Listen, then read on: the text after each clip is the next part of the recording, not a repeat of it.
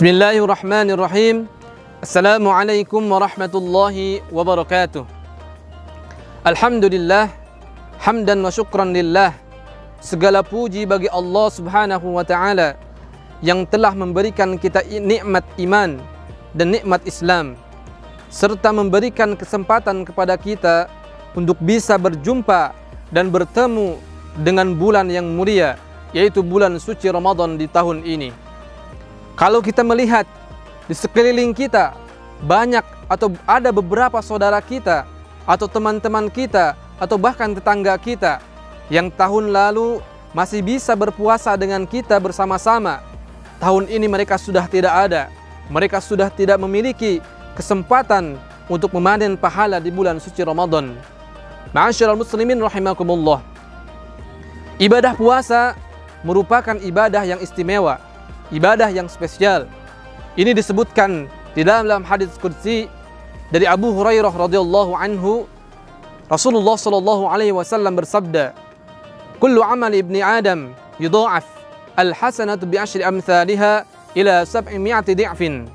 Semua amalan anak Adam akan dilipat gandakan menjadi 10 kali lipat hingga 700 kali lipat. Qala Allah azza wa jalla, illa as-shaum fa innahu li wa ana ajzi bih. Allah Subhanahu wa taala berfirman, kecuali puasa, puasa ini untukku dan aku yang akan memberikan pahalanya. Kalau kita lihat di dalam hadis ini, Allah Subhanahu wa taala menyebutkan atau mengistimewakan ibadah puasa dengan menyandingkan ibadah puasa dengan Allah Subhanahu wa taala. Karena sesuatu hal ketika disandingkan dengan Allah Subhanahu wa taala, itu menunjukkan hal tersebut istimewa di hadapan atau di sisi Allah Subhanahu wa taala. Al-Imam Al-Hafidz Ibnu Hajar rahimahullah pernah menjelaskan mengapa puasa menjadi begitu istimewa di sisi Allah Subhanahu wa taala. Beliau menjelaskan bahwa ibadah puasa jauh dari kesan riya.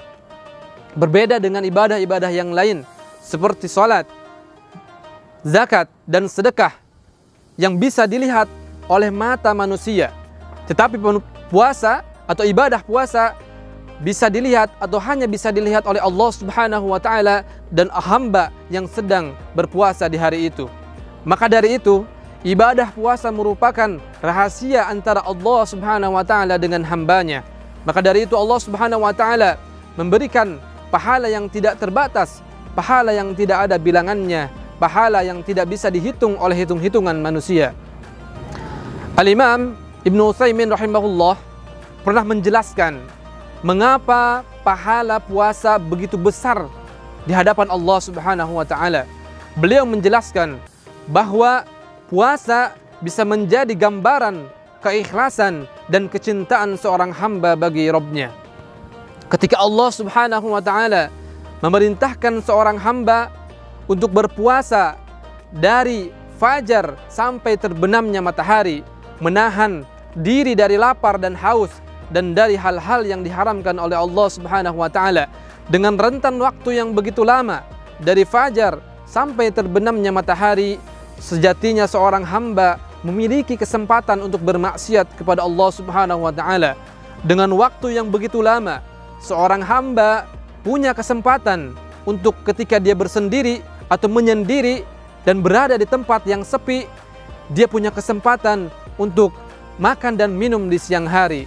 Tetapi seorang hamba ini memilih untuk sabar dan memilih untuk menjauhi kemaksiatan Allah Subhanahu wa taala.